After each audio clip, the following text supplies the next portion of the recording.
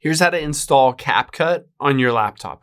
Now, whether you have a Mac or a PC, Windows, laptop, or computer, you can always download CapCut so that you can edit videos directly on your computer. And I'll show you how to do it. Now, of course, on your computer, you're going to open up a web browser here, and we're just going to search for CapCut.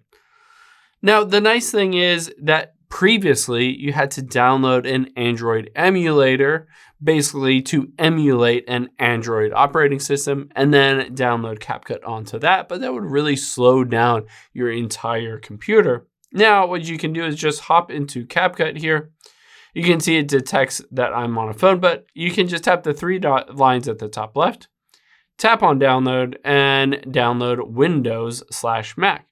So you can do this on any computer, and you can see it'll go through the process of downloading and installing CapCut. Keep in mind, you don't need to pay for it to get a bunch of cool features. You can choose to use your TikTok login to basically log into CapCut, or any other login. You can create an account, all of that stuff.